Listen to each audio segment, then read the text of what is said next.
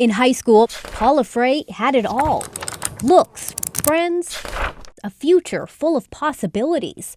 2 decades later, I had a good job, we were comfortable, we were happy, and I was planning on going to my 20-year reunion. a time to reconnect with Pattonville's class of 1990. A sea of smiling faces, many she remembered, and one she couldn't quite place. I just said, "Hi, how are you?"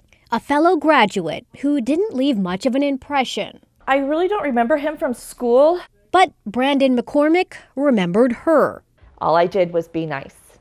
And now for 9 years, I have lived in hell. Nearly a decade of unwanted attention after one brief encounter. It was almost immediate. At one point, he stopped by the house, and I didn't even really let him get out of the car and step on my property. I was like, "What are you doing? Why are you here?" Stalking her and her family. He rides his bike past my house.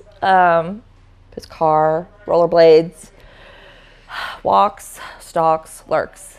And he was taking pictures of my home, and he had taken pictures of the girls. Police reports requested by the I-Team show McCormick was diagnosed with schizophrenia and had stopped taking his medication. Letters written to the court by his own family expressed fear that McCormick could hurt himself and others. A St. Louis County judge granted Paula an order of protection in 2012, and she still has one to this day, but she says it hasn't stopped the stalking. It won't stand up in court. He hasn't done anything to cause you harm.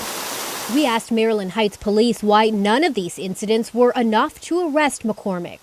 So Paula wants to know, is she going to have to end up dead in the back of a trunk before police, the courts, take this case seriously? We haven't seen anything in this particular case that would give us a reason to believe that he could become violent. But the I-Team found there is evidence that McCormick could be a danger, and this evidence was already in the hands of the courts. There are things mentioned in there that are your greatest fears, that are parents' worst nightmares.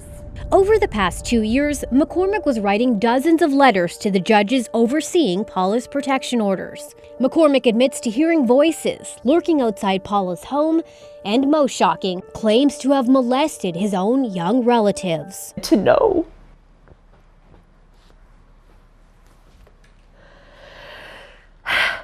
that that's the actual monster you're dealing with is a little scary. It's a little scary.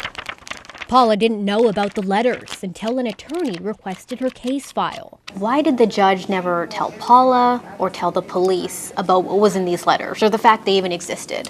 All I can tell you is that the Supreme Court rules preclude judges from considering any communications from one side because they have to remain neutral. The judges never read the letters, and neither did police. Do you think you should have been shown these letters so you could investigate some of these serious claims? I think it would have been nice to have an idea that this was continuing to the level that it was. Sometimes there's a disconnect between the court systems and our criminal justice system being as large as it is. Advocate Jessica Woolbright says that disconnect does a disservice to victims. We cannot do a good safety plan with the victim without having all the information. And one of the key pieces to always know is what are the triggers? And if you don't have all that information, there's no way you can stay ahead of that. Police tell the I-Team the case will get a second look. Do you plan on investigating some of the claims in these letters? I think it'd be worthy of doing an investigation. Yeah. Encouraged but not convinced, Paula fears McCormick will never be held accountable. Anything that he does, he has a defense, and it's insanity. So, and it's proven insanity. So how do you go from there? Her life never truly her own. I don't understand why, in the last 9 years, it has always been, he has to do something to physically harm me or my daughter for anyone to listen.